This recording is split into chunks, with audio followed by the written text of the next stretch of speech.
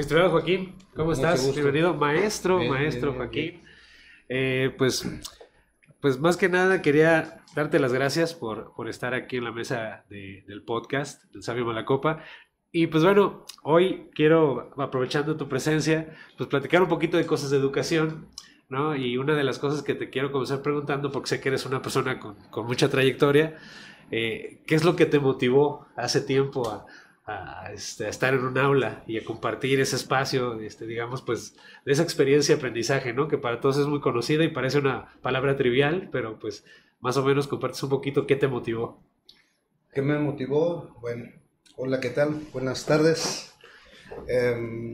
Pues mira, más que nada, yo creo que aquí el poder contribuir algo en el cambio social, porque desde el contexto en el que pues nací, podemos decir, pues sí, pues se han visto muchas carencias, ¿no? Como en todo parte del país, ¿no? Pero yo decía, pues hay que buscar, ¿no? Una forma de poder contribuir y las ganas pues de superarse, ¿no? Como toda persona y dar algo bueno para la sociedad, entonces, en este caso. ¿Cómo fue tu primera experiencia entrando a un salón de clases? ¿Todavía te acuerdas de ese nervio? Digo, tal vez ya queda muy lejano, pero Bueno, ¿te acuerdas el primer día que entraste? Porque entiendo que eres, o fuiste más bien hace tiempo, maestro de primaria, que no tiene tanto, pero ¿cómo fue esa primera parte, no?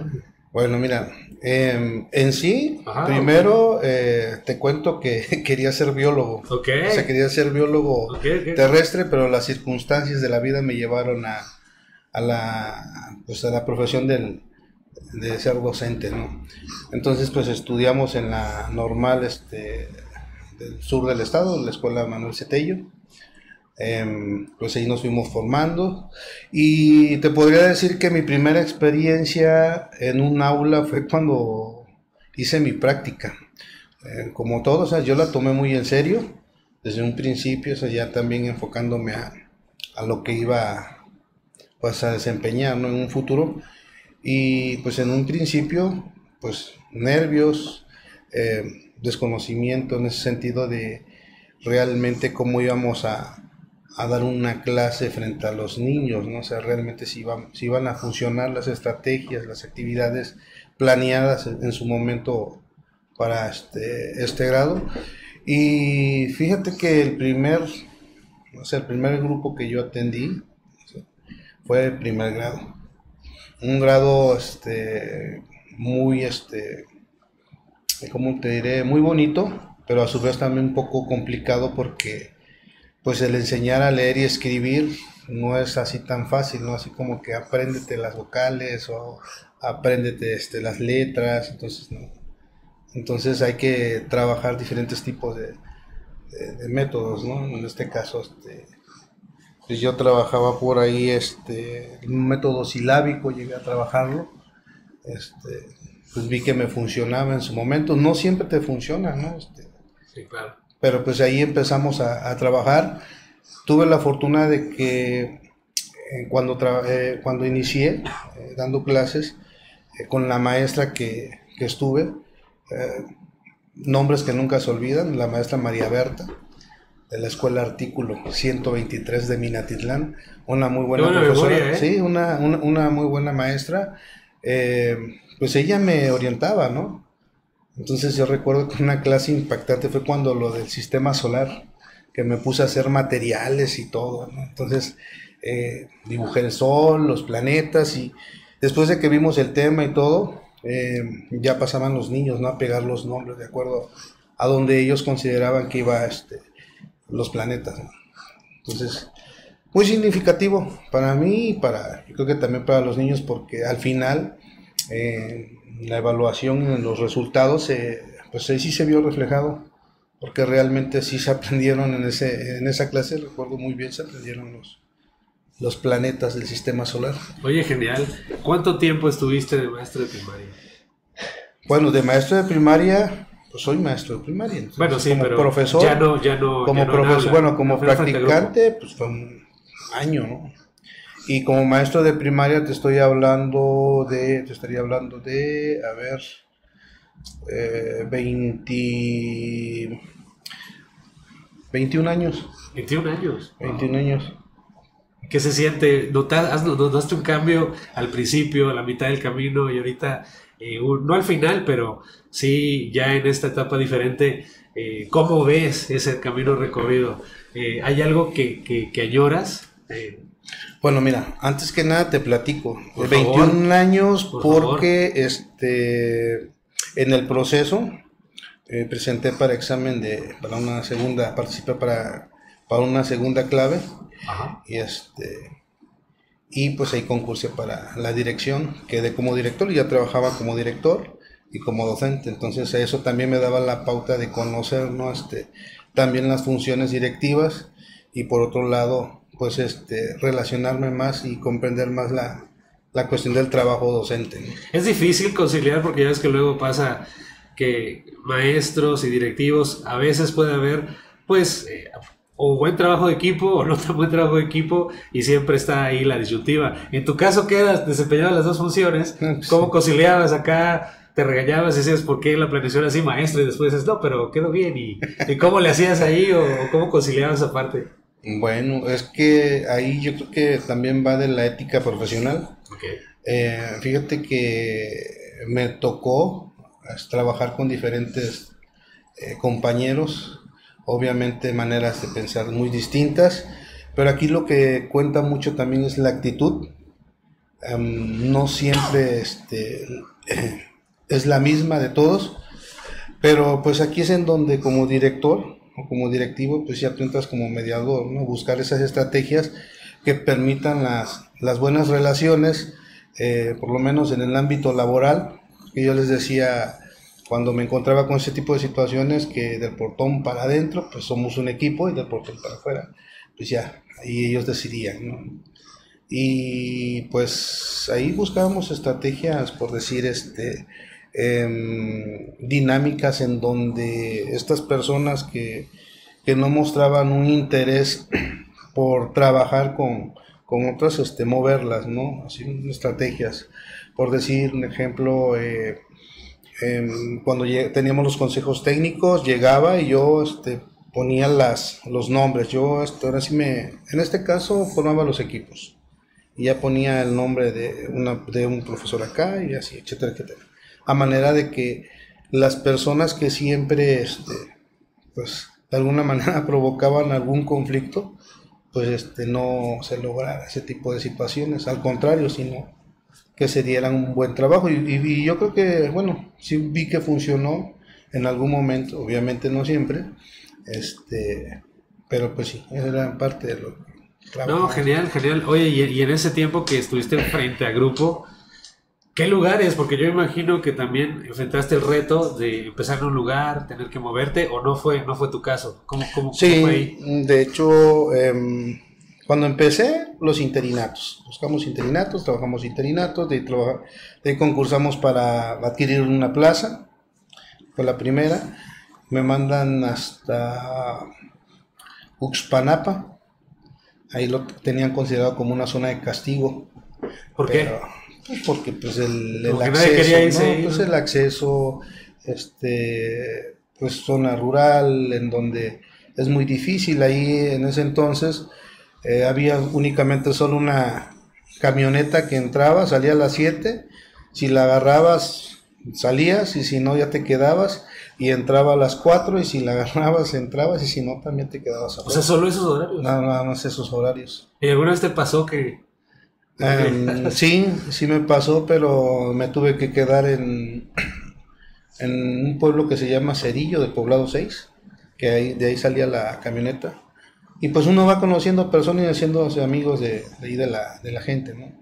Entonces encontré quien me diera alojamiento, obviamente pues se les pagaba, ¿no? Ahí se les daba un apoyo y ya me permitían quedarme en la noche para el otro día temprano ya abordar la camioneta. Wow.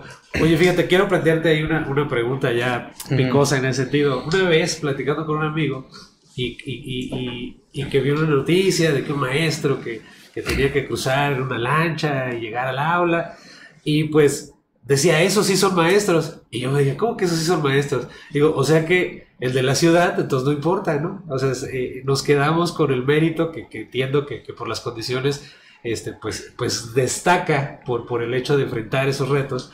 Pero yo te quiero preguntar a ti, sí, sí pesa más uno. Entiendo que romantizar el hecho de que un maestro sea como se ve históricamente, el que llega al pueblo y que el pueblo está en condiciones complejas, complicadas y que tiene que volverse, moverse como pueda, ¿no? Y como en tu caso, de cuidar ciertos detalles de horarios, de transporte y demás. ¿Pesa más eso? ¿Ese es un verdadero maestro o tienen el mismo valor? Yo creo que aquí va de la ética profesional, porque lo mismo puede suceder en una zona urbana, el trabajo de un maestro que trabaja, por así, es decir, un maestro que trabaja en una zona urbana, si tiene una ética profesional, pues va a dar lo mejor de sí, ¿no? En este caso, va a estar comprometido. Igual el maestro de la zona rural, nada más que las diferencias, pues la diferencia es que el acceso es más Las complicado. condiciones, ¿no? Sí, y algo muy marcado ahí es que la gente, bueno, yo tengo esa idea porque siempre viví eso ahí en la zona rural, que le tienen mucho respeto al docente, cosa que hoy en día en las zonas urbanas como que es un poquito más complicado, ¿no?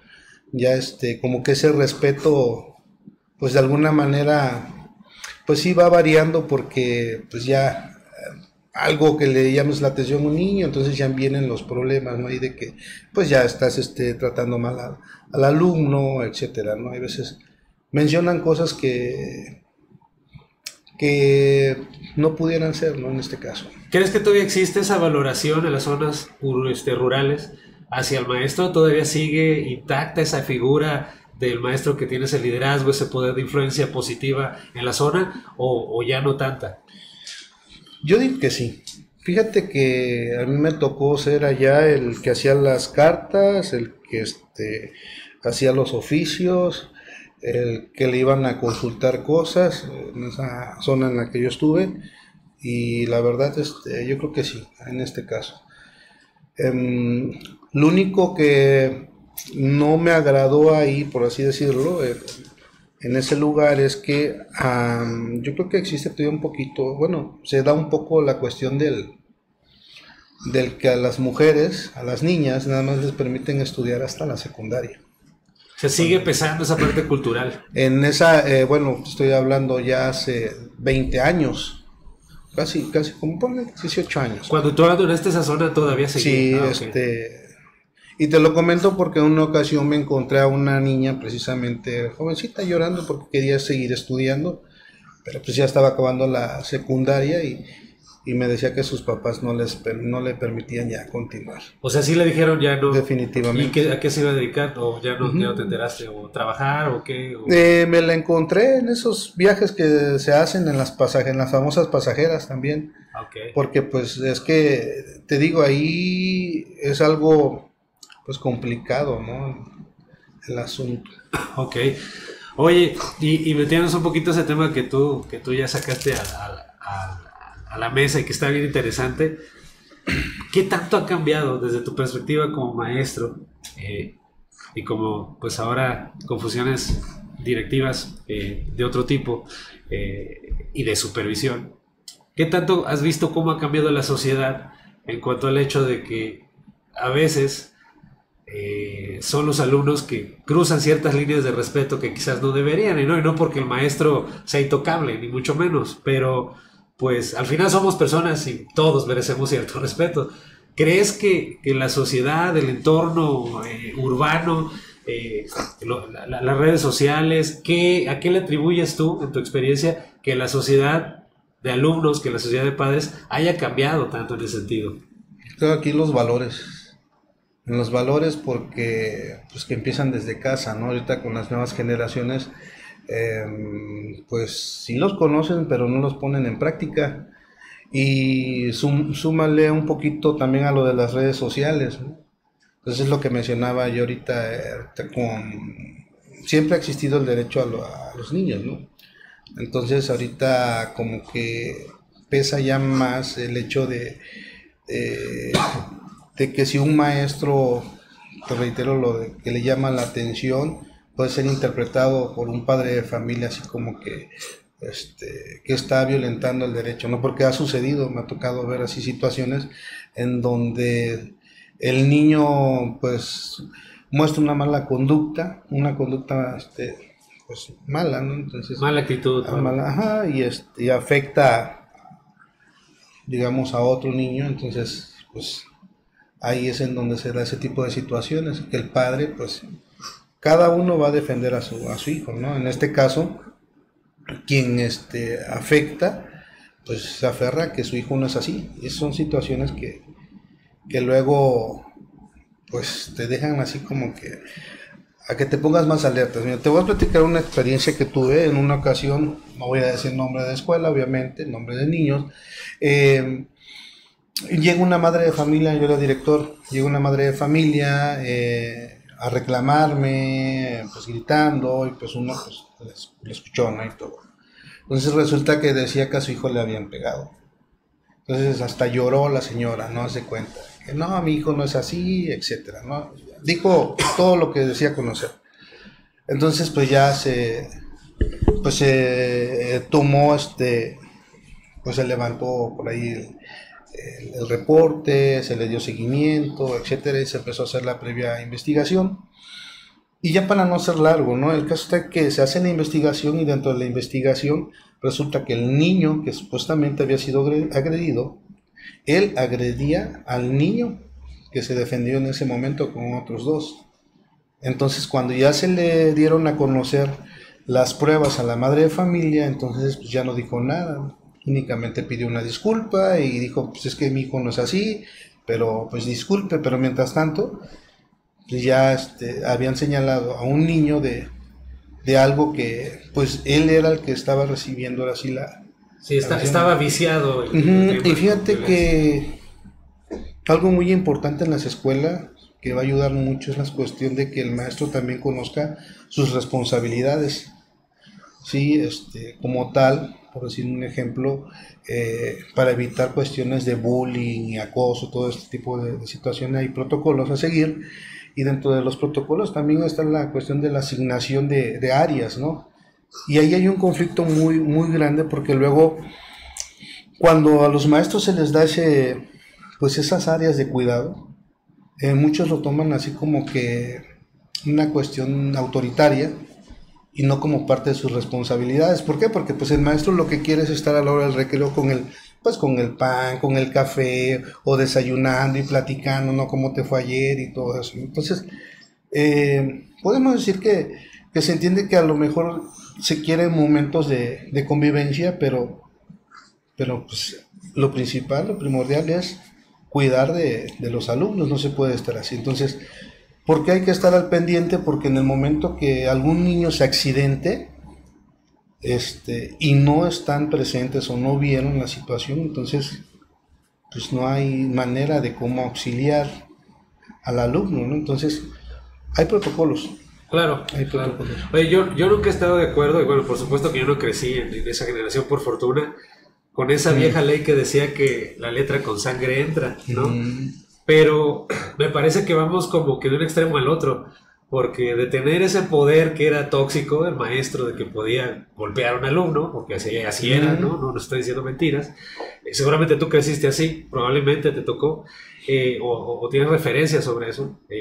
Mis papás me compartieron, algunos tíos y algunos amigos, pero yo tuve la fortuna que no. Sin embargo, me parece que también hemos ido al extremo donde al maestro le han quitado cierto poder, o se le ha quitado cierto poder. Entonces, tal vez habría que buscar otras también herramientas, no solo para blindarlo y para cosas que lo protejan, sino para que también tenga herramientas o elementos para poder tener cierta autoridad que no solo se gane cualitativamente, ¿no? Porque también es fácil criticar al profe de que, bueno, si no tienes liderazgo en el aula, pues es parte de tus skills que no has desarrollado, tus habilidades como maestro que no has podido desarrollar. Pero en la práctica, pues hoy en día los retos han cambiado. Entonces, bueno, me parece que no sé cómo lo veas tú, aparte de los protocolos que por supuesto que hay que seguir, ¿no crees que habría que equilibrar la balanza, ¿no? Siento que ahorita sí se le ha quitado como esa autoridad al docente, definitivamente, porque Ya ahorita, pues ahora se la viven haciendo, pues de alguna manera, pues actas, registros de bitácora y todo eso, porque muy difícilmente pues está esa parte, ¿no? De que si tú llegas a omitir una situación, por si te voy a poner un ejemplo, si un niño se cae y se raspa y tú no lo reportas, no haces tu bitácora, tú no lo reportas, pues dice el maestro, pues no pasa nada, ¿no? Fue nada más se raspó, le digo al papá, mire papá, mamá, su hijo se cayó, se raspó, etcétera. Y de ahí no pasa nada. Pero resulta, no sé, que se lastima nuevamente fuera de y y tiene alguna afectación por el área donde se lastimó en la escuela. Y el padre, pues, ¿qué es lo que puede pensar el padre? Pues no fue el golpe de afuera, fue porque se cayó en la escuela. De hecho, ya sucedió, bueno, dentro de los años de experiencia que he tenido, me ha tocado ver tipos de situaciones, algunos tipos de situaciones de esas. Entonces, en una ocasión se cae, estaba yo con una compañera ya como maestro, el turno de la tarde que está como maestro, estábamos cuidando nuestra área, llega un alumno de ella, el primer grado, y le dice, maestra, se cayó, le dicen el nombre, ¿no? Y va la compañera, le da los primeros auxilios y todo, ¿no? Entonces, en ese momento, pues ya le digo, ¿qué vas a hacer? No, pues voy a llamar a su mamá. Le digo, ok, ya hiciste la incidencia para que te la firme. Y ya, me dice, sí. Entonces, entre la plática y entre la confianza que teníamos, le digo, préstamela, ya me la enseñó y se ve, pues mírala, digo. Entonces, a ella lo que había notado nada más era de que el niño se cayó, que lo fue a buscar, y que pues de manera inmediata pues estaba llamando al tutor, en este caso a la madre, claro. Pero nunca puso que pues le brindó los primeros auxilios, algo que debe de ser, ¿no? Entonces ya fue una observación que le dije, sugerencia, ¿no? Entonces ya lo hizo y todo. Entonces puso que es en primer momento fue a ver al niño, le brindó los primeros auxilios, lo llevó al aula, inmediatamente pues llamó a la mamá, etcétera, ¿no? Entonces se va, a la semana el niño regresa a la escuela, el niño andaba bien. Fue la primera, en la segunda semana, no, en la tercera semana, perdón, el niño dejó de asistir, pero fue un jueves, un miércoles, casi un fin de semana, creo. Fue un fin de semana. Llegan unas personas por parte del Ministerio Público, por ahí jurídico, algo así. Ya no me quise meter porque era una situación que tenía que ver directo con la maestra. Y luego me platicó la maestra que resulta que el niño que se cayó pues traía moretones y estaban señalando de que pues el niño había sufrido ahí esas lesiones que las había sufrido ahí en la escuela.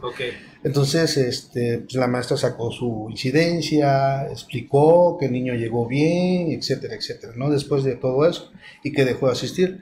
Al final, pues lo que me platicó es de que pues resulta que los daños físicos que tenía se los había hecho alguien ahí en su hogar. Entonces pues ya eso pues ya trascendió a otras cosas, a otro, ¿no? tipo de distancias, claro. Entonces, y les dieron seguimiento ahí, pero pues ya. Sí, eso ya. Otra cuestión. Fue algo que compartió ella. Entonces, ahí la importancia de las cosas. Entonces, pues, con lo de la disciplina, ¿no? Del respeto también que se tiene al maestro, como que siento que en la zona urbana como que se ha perdido un poco más. Se ha perdido un poco más porque pues algunos me ha tocado ver que el ser profesor lo ven así como que a una profesión muy simple, ¿no? Muy X, ¿no?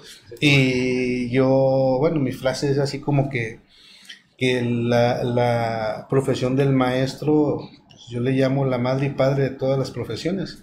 Porque, pues, ¿qué pasa para que seas un doctor, un arquitecto, un ingeniero, etcétera? Tienes que pasar por un maestro. Entonces, realmente, pues, es así. Bien, interesante esa definición. Oye, para meterle todavía un poco más de picante y subir el nivel en ese mismo tema. Sé que está complejo por los aspectos legales, pero ¿tú crees que sería sensato que hubiera en las escuelas públicas cámaras? Es que está precisamente lo del derecho del niño. O sea, realmente, o sea, no... Pero, por ejemplo, en algunas escuelas privadas hay, o sea, no choca con el derecho del niño. Solo, por eso lo marqué, porque una cosa es cómo se legisla ese tipo de cosas en las escuelas públicas, que no sé, pero en las privadas sí lo hay, sí, yo sé que sí lo hay. Entonces acá, supongamos que no hay problema, un impedimento legal, ¿tú cómo lo verías? ¿Crees que eso ayudaría o no ayudaría? Básicamente esa es mi pregunta. ¿Serviría de algo? No sé si ha servido en escuelas privadas, pero en algunos videos que tienen que ver con aspectos de violencia, por lo menos ahí hay una evidencia visual de una situación que aclara un poco más cualquier versión que se pudiera dar de manera verbal. Es que se podría interpretar de una manera, pues algo complicado, ¿no? Porque por un lado está la cuestión de la privacidad de los niños, ¿no? Claro. Y también, ¿por qué no decirlo?, del propio maestro. O sea, si con que un maestro diga, pues yo no estoy de acuerdo, estás violando su privacidad, ¿no? Entonces, te lo comento porque me tocó vivir precisamente una situación en la que había un conflicto de eso y estaban terminando hasta en demandas. Entonces, con la pregunta que haces, de que podría ayudar como una evidencia, sí, pero... Pues hay veces... No estoy diciendo que esa sea la respuesta, pero yo nada más me pregunto si podría ayudar, suponiendo que todos estuvieran de acuerdo, la mayoría, ¿no? O que sistema educativo dijera... ¿se puede? Se puede y debe de, ¿no? Pues decirlo así o no hay bronca. Pues sí, pudiera darse como un apoyo, pero te digo, es algo complicado porque de alguna manera pues estarías violentando también ciertos derechos, y sobre todo la de la niñez, ¿no? También. Entonces, ahí... sí, sería interesante, sería interesante. Oye, Joaquín, y hablando de que decías que, dándole un giro ahora a la pregunta, pero retomando esa bonita definición que acabas de hacer, ¿cómo compite el maestro de todas las profesiones con lo que aparentemente puede ser un reto que llaman ahora inteligencia artificial, que puede ser que juegue a favor o que juegue en contra del maestro o incluso del mismo aprendiente, ¿no? Porque si eres muy autodidacta, yo creo que sí te sirve, ¿no? Pero ¿qué tanto en la época donde la IA va a tener cierto protagonismo, el papel del maestro, cómo lo ves en la actualidad? En ese sentido, ¿van a jugar un papel donde sean aliados o van a ser rivales totalmente? Yo lo vería como algo que viene a complementar parte del trabajo docente, no lo vería así como una rivalidad, ¿no? Siempre y cuando se le dé ¿cómo te diré? Un seguimiento correcto. Hablar de la inteligencia artificial es algo que pues ya está, o sea, realmente no es de que se tenga que omitir, es algo que ya tenemos presente. Y puede servir de mucho, o sea, realmente aquí es nada más enfocarlo de una manera positiva. Sí, ahorita pues veo que hay formas de trabajar, por decir, la planeación, un ejemplo, ¿no? Pudiera darse como un apoyo, y también con los estudiantes, nada más que aquí con los estudiantes darles el seguimiento, digo, porque tampoco se trata de irte a la inteligencia artificial y copiar y pegar. Claro. O sea, porque pues realmente no estás formando pues alumnos lectores, ni reflexivos, ni críticos, etcétera, ¿no? Entonces, es muy importante eso, ¿no? Entonces, yo lo vería así como un complemento para el trabajo docente en ese sentido. Incluso ahorita que quiero entrar a un curso, es un taller que están promoviendo por parte de la Secretaría, entonces vamos a ver si se puede y entro. No, excelente. Para conocer, para irnos actualizando. Excelente, ¿no? Oye, cuéntame, Beto, un ejercicio de memoria. 3 experiencias como maestro que hayan sido gratas para ti con los alumnos en el trabajo. Yo me acuerdo de una que me gustó mucho cuando estábamos estudiando la maestría, y que fue cuando tú trabajaste con niños que tenían por ahí una discapacidad. Y fue muy interesante. A mí se me hizo una cuestión verdaderamente fantástica, y lo digo no con honestidad, porque fue una labor donde yo vi un verdadero maestro. Trabajar así, porque trabajar con gente funcional de por sí es un reto, pero trabajar con una persona que tiene ciertas limitaciones físicas es otra cosa. O sea, es otra cosa que ni siquiera yo he hecho y no sé si me atreviera a hacer. Esa parte yo la admiro. ¿Cómo fue ese reto que yo entiendo que fue, tal vez a lo mejor para ti fue algo simple, pero entre esas cosas que gustaría que compartieras, ¿qué otras cosas te dejó gratamente haber vivido como maestro frente al aula? Primero, pues darle pues un significado al trabajo que hacemos, ¿no? Aquí en este caso también un aprendizaje para la vida de la alumna, en este caso era una niña, Okay. una alumna con discapacidad motriz.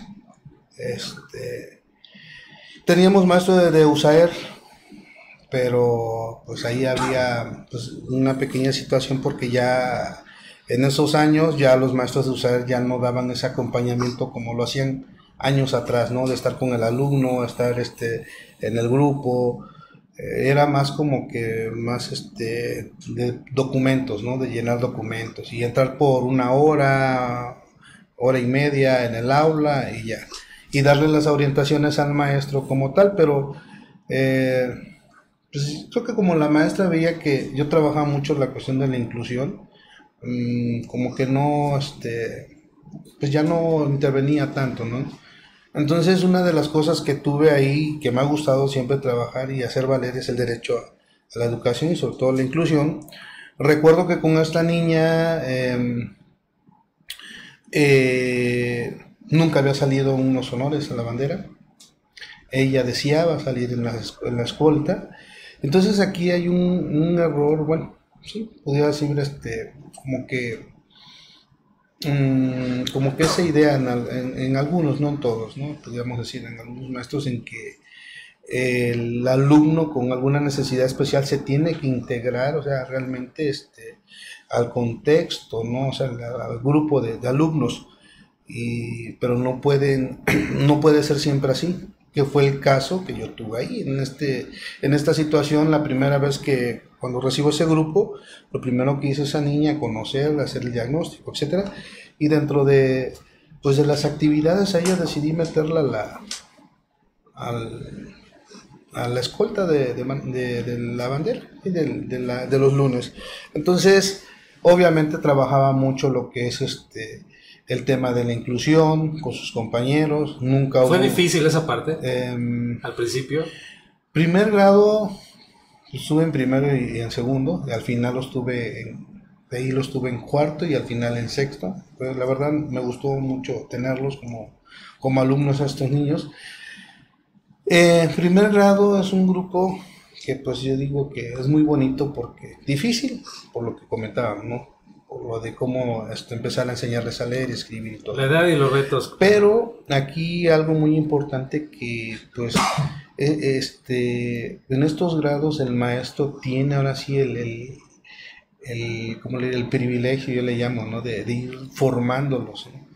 Con buenos valores, y despertar realmente el interés por aprender, etcétera. O sea, sí, exacto, los tienes en un momento tan receptivos que obviamente no necesitas en esa parte esforzarse demasiado, ¿no? Los puedes encauzar relativamente más fácil, supongo. Sí, y fíjate que yo siempre trabajaba a través también del juego, porque es algo también muy importante, porque pues, por decir, si tú le decías, bueno, vamos a trabajar esta actividad o esta tarea, pues, sí la hacían y todo, pero no es igual a que le digas, no, pues vamos a hacer esta actividad, esta dinámica en la que pues vamos a participar en equipos y a ver quién es el que me va a decir las mejores respuestas, etcétera, ¿no? Entonces motivarlos, ¿no?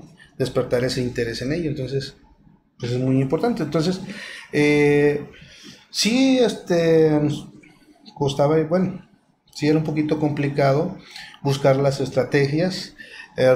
Creo que el video que viste fue donde estuve bailando con ella, me parece, ¿no? Así es. Entonces recuerdo que en esa ocasión puse un bailable de Jalisco y la alumna quería salir. ¿Quiere salir? Sí, bueno, ya.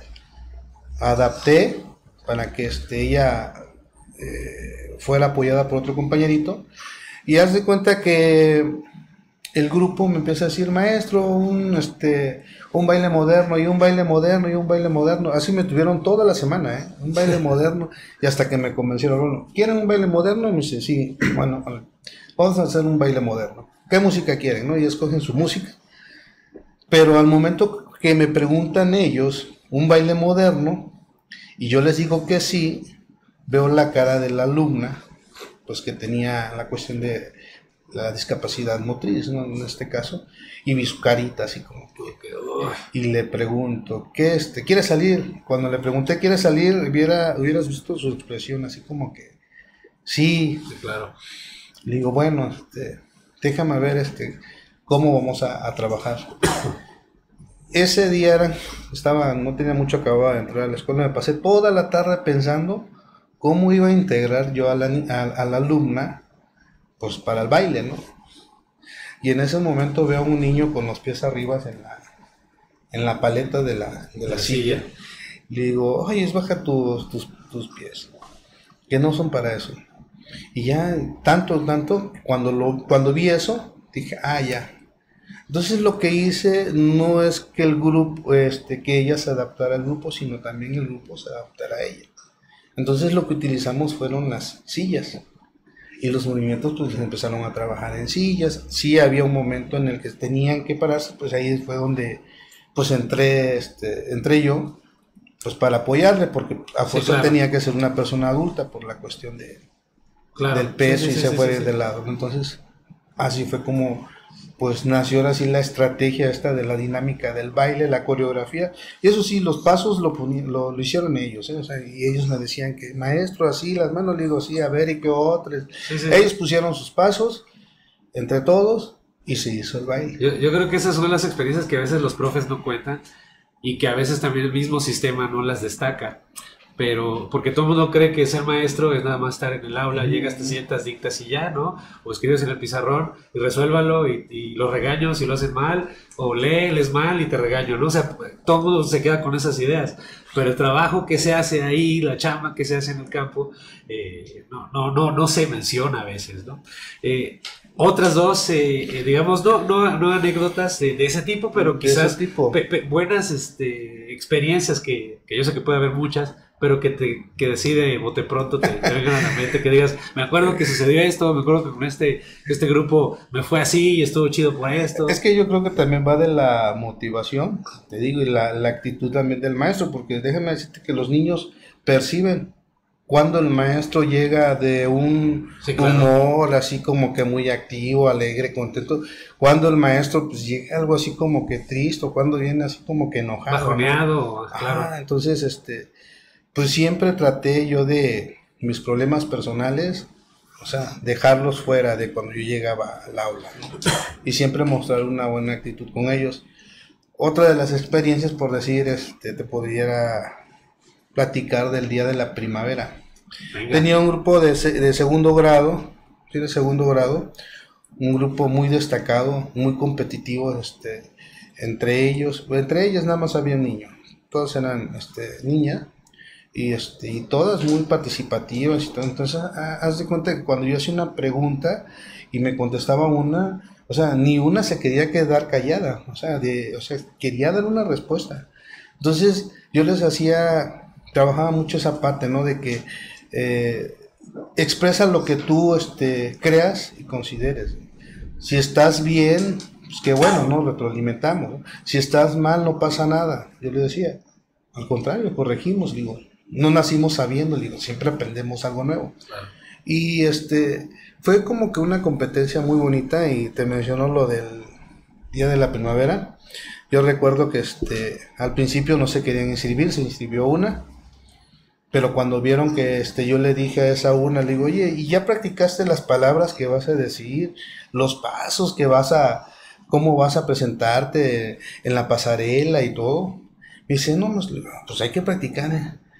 Me enseña, maestro. Pues ya la verdad, pues para hacer pasarela yo no, pues no, pero pues ahí vi algunos videos en donde caminan modelos y todo. Y ya le decían, no, pues tienes que caminar así como que modelando, ¿has visto? Entonces cuando las niñas ven eso, Entonces se empiezan a integrar, dicen, no, yo quiero participar, y todos con sus mamás, ¿no? Y recuerdo que en esa ocasión, pasa la primer niña y dice, mi nombre es, no, dice no, el nombre del niño, ¿no? Mi comida favorita es la pizza. Y ya, se va. Pasa la segunda, ¿no? Le digo, muy bien, le digo, pero tienes que hablar un poquito más, tienes que decir cuántos años tienes, en qué grupo vas, en qué grado, grupo, etcétera.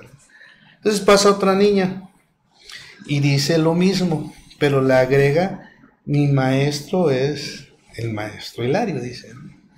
Entonces, y lo quiero mucho, así dicen. Y digo, no, digo, ya ganaste el primer lugar, ¿eh? Ya ganaste el primer lugar. Entonces escucha la otra, ¿no? Y empieza la competencia, ¿no? Y empiezas, a mí me gusta la pizza, me gusta las palomitas, voy en segundo grado, y mi maestro es el maestro Hilario, que lo quiero mucho, mucho, mucho, mucho, hasta la luna, así. Entonces empezaban casi como con una competencia así de a ver quién destacaba más, ¿no?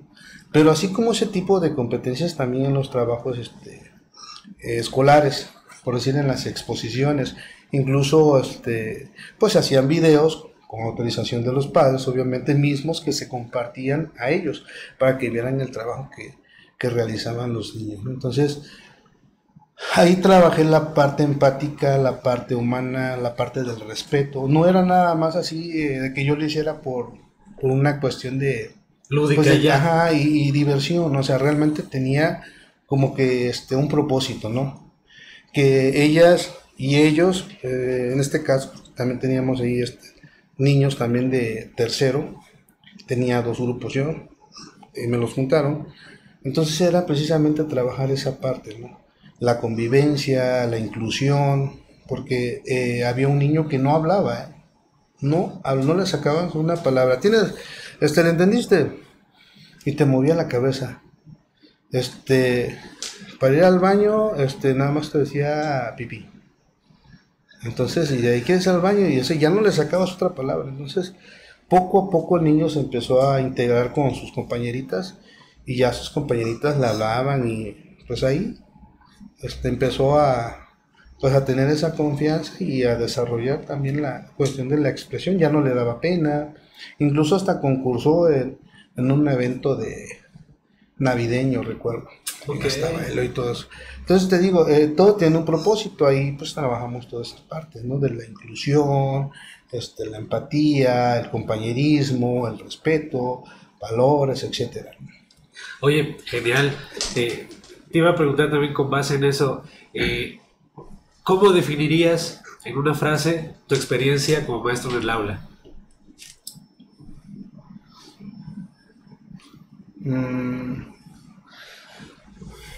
Aprender para enseñar, porque nunca dejamos de aprender, y obviamente pues yo creo que enseñar pues no nada más va a cambiar la vida del alumno, ¿no? Entonces vamos a formar parte de ese cambio en la sociedad que estamos buscando, que hoy en día sí se requiere bastante, porque pues como que hay esa parte de la falta de las prácticas de valores. No es de que no conozcan los valores. Entonces es más, incluso vámonos por el lado de las nuevas generaciones docentes. Yo me encuentro ahorita en el sur del estado, y hay maestros que llegan a zonas de algunos compañeros que nada más llegan una semana y se van y renuncian. Okay. Porque no es la capital, porque no es Veracruz, no es Jalapa, pues no hay una plaza. ¿A qué le atribuyes esa falta de adaptación? ¿Solamente al choque del contexto? ¿O falta de actitud? ¿O falta de qué? Pues yo creo que va también de la falta de intentar hacer méritos, o de tener que empezar quizás desde cero de un lugar no tan cómodo. Es que cuando estudias para maestro, tú sabes que estás destinado a donde te manden. Entonces realmente aquí yo creo que va más allá de eso. Creo que es por el confort, yo diría esto, porque las pláticas que he tenido yo con supervisores, Me han comentado eso, de que porque ya no tienen luz, que no aguantan los mosquitos, que no aguantan el calor, entonces deciden ya no regresan, entonces es algo que pues de alguna manera en años anteriores pues muchos desearían esa oportunidad que ahora dejan, ¿no? Entonces es más, Minatitlán, ejemplo, platicando con un supervisor, Minatitlán es un municipio en donde pues sí está urbanizado. Claro. Y por lo menos cubre todas las necesidades ahí básicas. Entonces realmente me decía precisamente, no digo el lugar, Sí. pero por estos rumbos, que el maestro decidió no aceptar porque estaba muy lejos. Entonces, fíjate cómo han cambiado las cosas. Ahorita ciertamente todos ante un proceso para adquirir una clave, pero ahorita te dan la opción de elegir. Cuando anteriormente te ganabas tu clave y te ibas a disposición de la zona, porque pues también ante todo está el derecho también del trabajador, ¿no? No es lo mismo que un maestro que tenga que ser 25 años laborando en una zona rural y se libera una escuela de una zona de la parte urbana de su zona, que llega un maestro nuevo y pues llega a ocupar ese espacio, ¿no? Entonces, pues ahí es donde se hacían los movimientos. Hoy en día sí se hacen algo parecido, pero como que siento que lo hacen al revés ahora. Primero mandan al maestro nuevo a cubrir 6 meses, no 6 días, 6 meses. Después de esos 6 meses, pues ya entran en oferta esos espacios que ellos cubren para que los maestros de antigüedad pues metan sus movimientos de cambio de adscripción, y entonces es ahí en donde ellos escogen. Si escogen el lugar que el docente de nuevo ingreso dejó, pues ya el maestro pues va a tener que esperar hasta que se liberen los espacios que vayan quedando. Sí. Si nadie escoge ese espacio, pues ya la hizo, porque ahí se queda.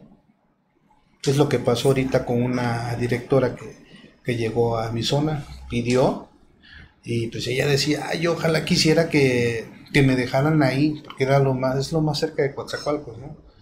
Y nuevamente la vuelven a llamar y logra elegir nuevamente esa misma escuela, no se la ganaron.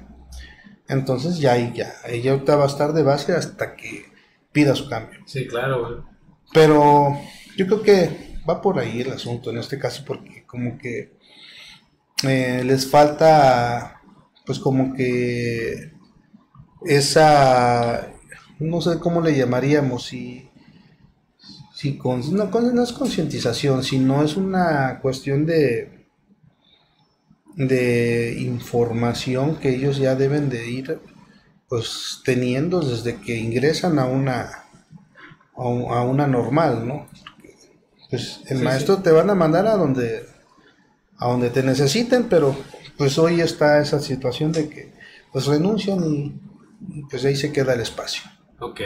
Oye, la educación, desde tu perspectiva, ahora sí, esta es una pregunta de opción múltiple. Ya. ¿Ha cambiado para bien? ¿Ha cambiado para mal? ¿O ha cambiado nada más? Elija, maestro, por favor. Es que la educación todo el tiempo está en constante movimiento, o sea, cambia. Desde que cambia ninguna de las anteriores. Desde que hay un cambio en la sociedad, o sea, esto pues va cambiando. Entonces estamos hablando de la inteligencia artificial, un ejemplo, hace años. Cuando surgieron las primeras máquinas en los 90, creo, ¿no? Por ahí, en los 90s, 80s, ¿no? Que surgieron las primeras máquinas. Computadoras, claro, finales de los 80. Ajá. ¿No? Entonces, ahorita la gran diferencia, ¿no? Entonces, pues es que va variando ahorita. Por decir un ejemplo, años atrás, cuando hablabas de reprobar, pues ahí pues el maestro tenía total autonomía, yo así le digo. Hoy en día... No, poder de decisión, ¿no? Era su criterio el que... Ajá, ahorita si el niño sabe leer, el niño que va a pasar a segundo, no tiene los aprendizajes básicos, o sea, como para desarrollar la lectura en segundo grado, pues te quedas en primero, ¿no?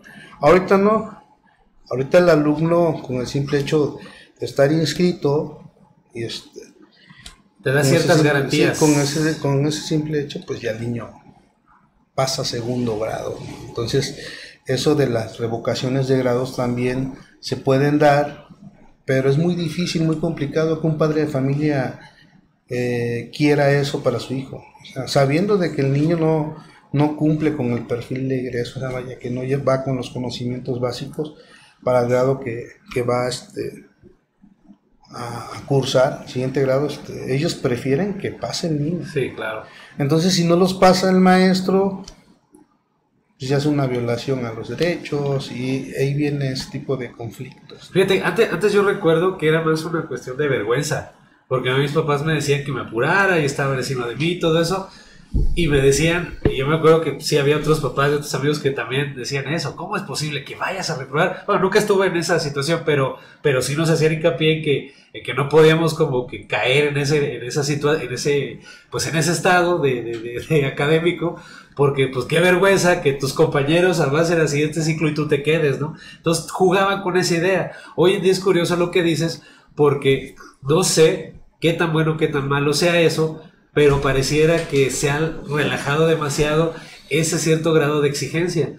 Y aquí creo que no solo es como que tanta responsabilidad del sistema educativo. Yo creo que la sociedad en la que vivimos, desafortunadamente, ha condicionado a los papás, de alguna manera u otra, a que ya no le pongan tanto atención o seguimiento a sus propios hijos en la parte académica. No sé qué opinas. ¿No crees que es un factor? Porque hoy en día los papás trabajan de 9 a 9 y se quedan con la nana, con la abuela, y pues las tareas vemos, ¿no? Y vemos si en la noche, si no estoy tan cansado, y yo sé que no son todos, pero hablando de la zona urbana, pues yo creo que sí hay una tendencia en ese sentido. Sí, aquí sí ha tocado ver ese tipo de situaciones. Hay veces, ahora sí como en los memes, ¿no? De que se suspenden clases, pero a fuerza te quieren llevar al alumno, ¿no? A su hijo. Entonces, me ha tocado ver así, ciertamente, situaciones en donde el padre quiere dejar al niño, pero pues cuando hay suspensión, pues no, o sea, realmente no. Yo creo que sí es parte también de lo que se va dando, de la vida activa que van teniendo los padres, pero eso no implica de que dejen a un lado su responsabilidad, porque de alguna manera siento que como que le dejan total responsabilidad a la escuela, ¿no? Digo a la escuela porque no nada más es al docente, es al director. Un ejemplo, el horario a nivel primaria es a las 8 de la mañana. Entonces, en una primaria siempre va a haber una organización, reglamentos internos, etcétera, basados obviamente y fundamentados en la Ley General de Educación, en el derecho de las niñas y los niños, sin que se haya alguna violación en los derechos de los alumnos, ¿no? Ni laborales. En este caso, te voy a poner un ejemplo. En una escuela se abre el portón 10 para las 8. Pero hay padres que van y a las 7 de la mañana, antes de las 7 de la mañana van y te dejan al alumno. Entonces, okay. Y es ahí en donde el director junto con los maestros deben de trabajar en colectivo esa parte, ¿no? Porque es una responsabilidad. Ya el niño estando afuera también es una responsabilidad, ¿no?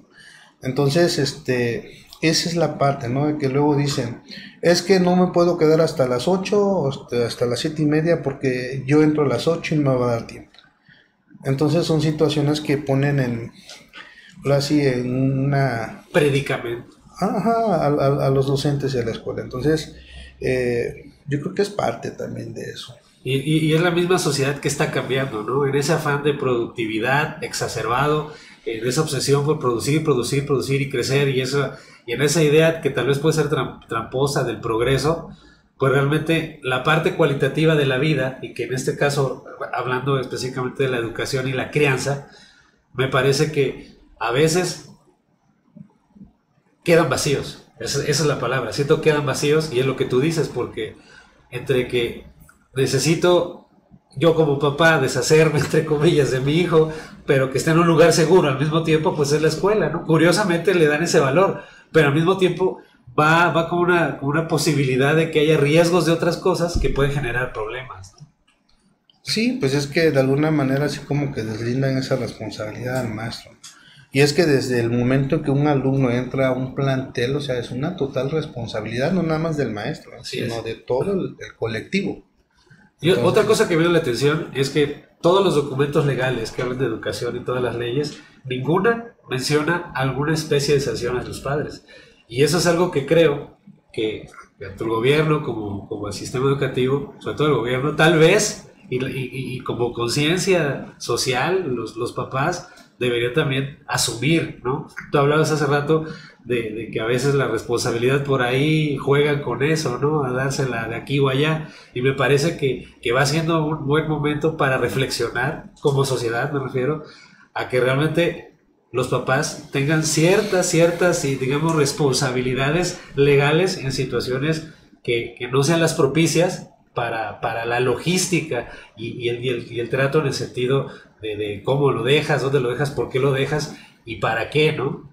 No lo sé. fíjate que sí hay un documento en donde habla de las responsabilidades, No de más las no de sanciones. sanciones. Exacto. De hecho, ya hay un estado, ¿no? Lo que mencionábamos en una Ajá, ocasión, sí. que ya está, pues ahora sí está aprobada o la van a aprobar, esta ley, ¿no? De que si acusan a un maestro.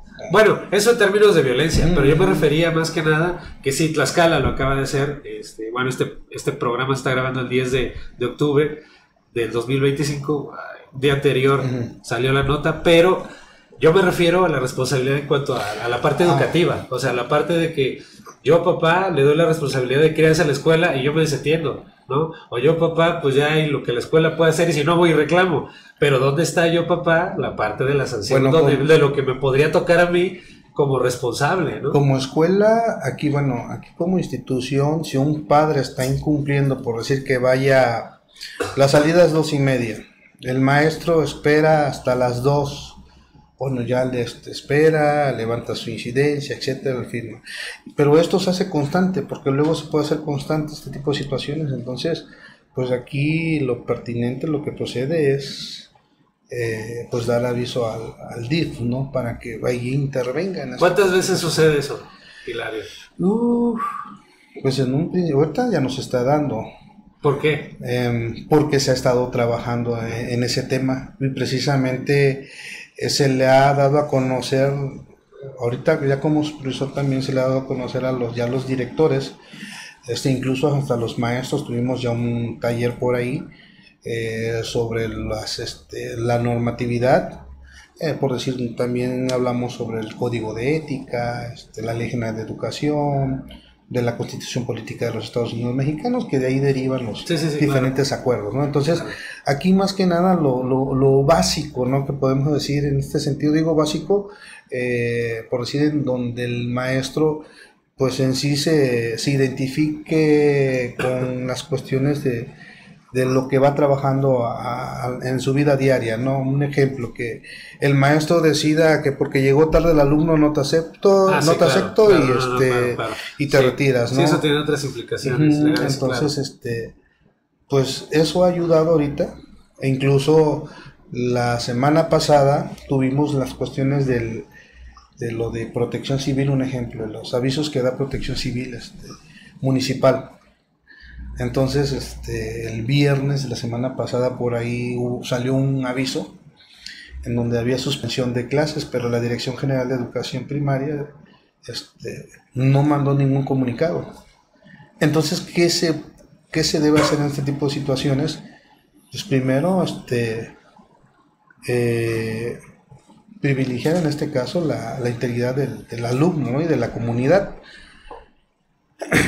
Sugerencias que se platicaron y se les dieron a los maestros, a los directores, es que se tienen que organizar para este tipo de eventos precisamente con los diferentes comités. Hay comités de protección civil en las escuelas, comité de consejo de participación social, de asociación de padres de familia. Entonces, tomar acuerdos, o sea, y para la prevención de este tipo de situaciones, ¿Por qué? Porque a lo mejor, aunque salga un comunicado, yo les ponía de ejemplo a ellos, de que, ok, se avisan a los padres, pero no falta el padre de familia que llega con el alumno, o el alumno que va solo a la escuela y llega a la escuela.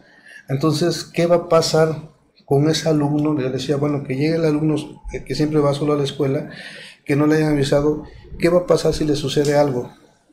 ¿Quién va a ser el responsable?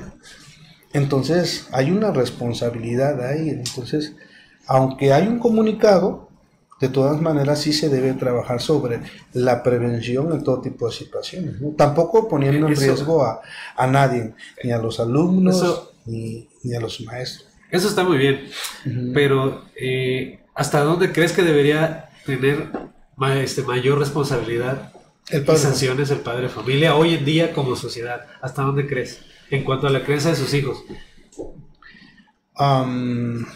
Porque por supuesto que hay un montón de protocolos. En el cumplimiento a sus responsabilidades, es decir, desde la asistencia hasta el cumplimiento con materiales y el acompañamiento que debe darle a sus hijos. O sea, realmente, porque decía una maestra, es que nada más vienen cuando se les va a dar lo de las becas, un ejemplo, ¿no? Pero es que también, aquí se habla con los maestros, que también va de la organización, del trabajo del docente, porque también debe haber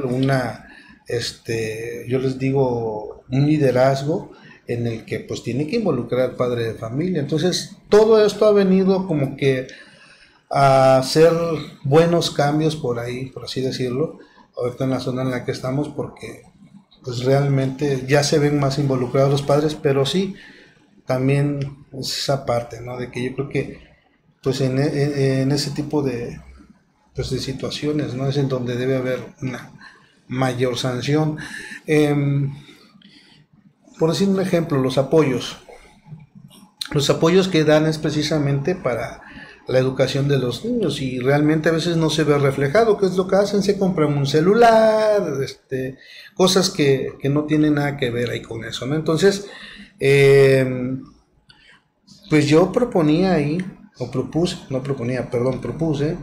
en una encuesta ese tipo de apoyos, ya que el maestro es el que pues lleva un registro en control escolar y todo eso. Entonces, así como que él sea el que realmente confirme la legalidad de la asistencia del niño, por así decirlo, ¿no? Que cumple con todo lo que se requiere, ¿no? En su momento. Entonces, si el padre realmente cumple, pero sí, pues es un poco complicado, ¿no? Sí, es complejo. Bien, esta es la parte donde quería llegar hablando ya para no robarte tanto tiempo, mi estimado Joaquín, porque sé que eres una persona con agenda ocupada. La pregunta más candente de la noche y comprometedora. A lo mejor no lo sé, pero en la posición en la que estás tal vez sí. Hablando de útiles, ¿los libros son útiles o no son útiles? Los de ahora. En comparación, ¿no? Hablando en el aspecto pedagógico, fuera de politiquerías y ridiculeces de esas, hablando realmente en el terreno de los contenidos, los temas, lo que se habla, o sea, ¿qué es lo valioso de los libros o qué se ha perdido en el sentido educativo? Bueno, si hablamos de los libros anteriores, podemos ver una gran diferencia en el sentido que primero ya venían por materias, ¿no? Hoy en día son campos formativos, y anteriormente como que ya venía específico la actividad que ibas a trabajar, ¿no? Cómo la ibas a trabajar. Okay. Ahora se trabaja por proyectos.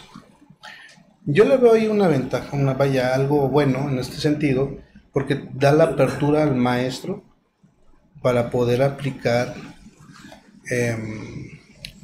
cualquier tipo de estrategia que consideren ellos que va a tener un aprendizaje significativo al alumno. ¿Qué es lo que pasa cuando planeamos? Cuando hacemos una planeación, a veces la planeación no sale tal cual como nosotros la tenemos pensada, ¿no?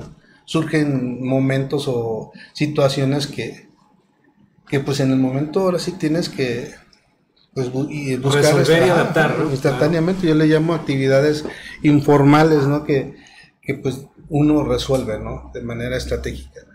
Entonces, como que sucede lo mismo aquí en este aspecto, de que te da esa apertura para que tú vayas a trabajar. Por decir, cuando recién salieron los libros de texto, yo recuerdo que una polémica era de que cómo iban a dar las clases los maestros, ¿no?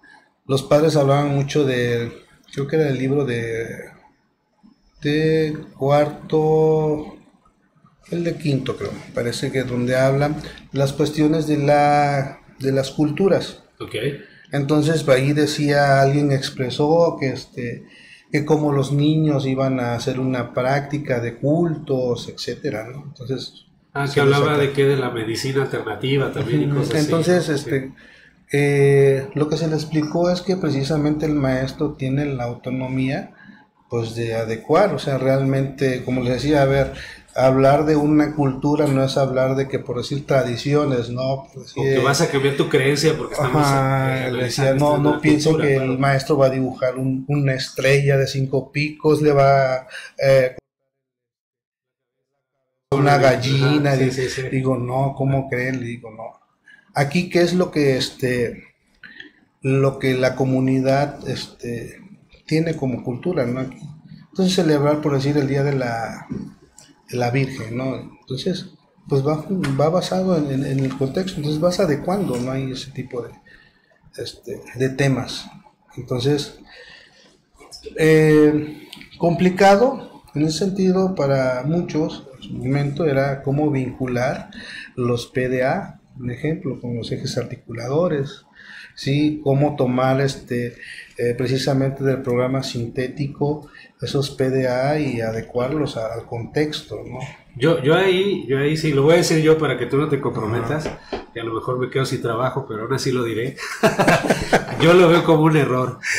La secretaría se equivocó a no capacitar a los maestros en esa parte porque hubiera ahorrado mucho tiempo y eso iba a favor del trabajo en el aula. Perdón, ahí lo tenía que decir. Y en ese sentido, pues creo que es un gran error, lo vuelvo a participar. Y dos, yo creo que en la parte didáctica los libros son débiles. Los libros son débiles, yo no le veo mal que te sugieran actividades que hacer. Yo creo que sí pasa tristemente esa parte por lo político, por marcar una diferencia innecesaria, para decir, los libros de antes eran así, y ponemos pretexto de cualquier tema que tenga que ver con política, pero ahora van a ser diferentes, ¿no? Yo creo que sí se podía conciliar, yo creo que la manera más sabia en la que se debe trabajar la educación es justamente eso, con esa neutralidad, con esa objetividad, pero yo creo que sí son útiles al mismo tiempo. Yo creo que los libros de ahora sí son útiles, sí sirven, sí tienen una función cualitativa muy importante, son muy flexibles, son muy adaptables, y en ese sentido creo que pues es lo que nadie dice, porque todo el mundo se estanca en criticar que si el neoliberalismo, que si el comunismo, que si ahora porque habla que el lenguaje exclusivo, por Dios, o sea, vayamos y cambiemos el nivel de análisis. No sé qué opinas tú, o sea, sí, es otras cosas que son más valiosas. Es algo que se ha dado también, por decir un ejemplo, la cuestión del programa analítico. O sea, realmente en un inicio los maestros pues tenían, y todavía hay esa como que todavía confusión en la elaboración del programa analítico. Pues sí, pues, en donde hablan primero de la lectura de la realidad, ¿no? Entonces, es algo que, pues sí, o sea, realmente se requiere trabajar y seguir trabajando con los docentes. Yo te decía ahorita, la educación está en constante movimiento, o sea, está en constante movimiento, está evolucionando, por así decirlo, en ese sentido de que siempre va a haber algo nuevo que trabajar en el tema de educación, o sea, buscar nuevas estrategias y todo esto, pero para esto el maestro tiene que también estar informado, vaya, bien. A mí el libro Sin Recetas se me hace un muy buen texto, sinceramente, ¿no? Dentro de las cosas, para que no parezca que aquí uno solo viene a criticar, pero realmente hay cosas valiosas. El libro Sin Recetas se me hace muy bueno, y se me hace también muy bueno retomar textos que se hizo cuando se empezó a implementar la reforma, que tenían que ver con pues con los teóricos, ¿no? Con el libro, texto ahorita que se me olvida el nombre, que es de Freire, ¿no? Que era de los oprimidos, ¿no? La educación de los oprimidos, corrígeme si me equivoco. Son buenos textos, ¿no? Hay maestros que mencionaban que no eran tampoco nada revelador ni nada nuevo y que venía de un contexto también de allá de Brasil que era un contexto también no tan innovador y que bueno, había ya hay otros temas, pero hay cosas que desde el punto de vista de la base son muy valiosos, ¿no? Pero creo que le falta un escaloncito más para poder aterrizarlo mejor, ¿no? ¿Qué es lo que te ha gustado a ti de los libros de texto? Te comentaba, parte de lo único malo, pues ahí podemos decir que realmente, ya enfocándonos también en una parte de lo que mencionas, es que en realidad no se pueden terminar todos los proyectos, por así decirlo, un ejemplo, ¿no? Claro. Que vienen ahí, o sea, es imposible. Entonces, hay temas que precisamente ahí el maestro es el que decide. O sea, si ya se logró el aprendizaje en el alumno, porque luego se repite, entonces sí. Él decide si pasa o no pasa. Esa es una gran virtud, por ejemplo, hablando de lo que hay ahora en la reforma en los libros, que te dan esa posibilidad de manejar el ritmo, porque antes, ¿cómo se llama?, te decía, tienes que acabar todos los temas, tienes que acabarlo, ¿no? Y tienes que avanzar, y lo que más veas va a hacer que tu trabajo, pues, como maestro, es que hiciste un gran avance y todo, era avanzar, y aquí la ventaja es esa, ¿no? Que te permite hacer una pausa, espera, aquí les falta mejorar la paráfrasis, aquí les falta mejorar la lectura, aquí falta hacer, no sé, aritmética, no lo sé, lo que sea, y no te obliga a tener que avanzar ciegamente, ¿no? Entonces yo se lo veo como una virtud. Algo complicado de lo que estás mencionando es la cuestión del tema de las matemáticas. Es algo que le ha costado a muchos maestros, cómo vincular las matemáticas. Y ahí, pues ahí requiere mucho de las habilidades, yo digo aquí también del docente. Cómo vas a manejar, cómo vinculas de un tema que será de historia, por así decirlo, ¿no? Vamos a hablar del 20 de noviembre de la Revolución Mexicana. ¿Cómo vinculas las matemáticas en ese tipo de temas, ¿no? Entonces, ¿cómo le vas a dar esa vinculación, esa transversalidad para que se pueda trabajar? Y es en donde el maestro, pues, hace uso de sus habilidades, por así decirlo. Ahorita ya las dosificaciones, no sé si las has visto en nivel primaria, por ahí estábamos trabajando con las de Azteca. Entonces ahorita mandan las dosificaciones, ahorita ya nada más vienen 5 hojas, ya no vienen las actividades marcadas y todo como venían anteriormente. Ahorita el maestro es el que va a agregar ese tipo de actividades. Que va a llevar a cabo con los niños. Entonces como que pues ya aquí va a ser más el trabajo del docente, por así decirlo. Claro. Joaquín, para ir cerrando ahora sí esta charla, ¿qué cosas vas a extrañar del aula? Que seguramente a lo mejor ya extrañas. Porque... No, pues qué cosas extraño, pues la risa de los niños, el hecho de que siempre me regalaban tarjetitas, el hecho de enseñar. La verdad a mí siempre me gustó la interacción, socializar. Primer grado, segundo, creo que di a los 6 grados, logré dar los 6 grados, pero estuve más en primero y en segundo, y fueron unos grados que en los que descubrí que pues realmente pues ahí es como que la base, ¿no? Una vez el niño empieza a leer y a escribir, el niño se va solito, ¿no? Entonces, muchas cosas, o sea, realmente incluso las extraño ahora porque, pues ya no hay como que esa interacción directa con el alumno, sí, de manera general, bajo el cargo de las escuelas, bueno, aquí en este caso, en las escuelas en las que tengo a mi cargo, ¿no? Pero no es lo mismo que tu maestro realmente estés teniendo interacción. En el día a día. Sí, realmente.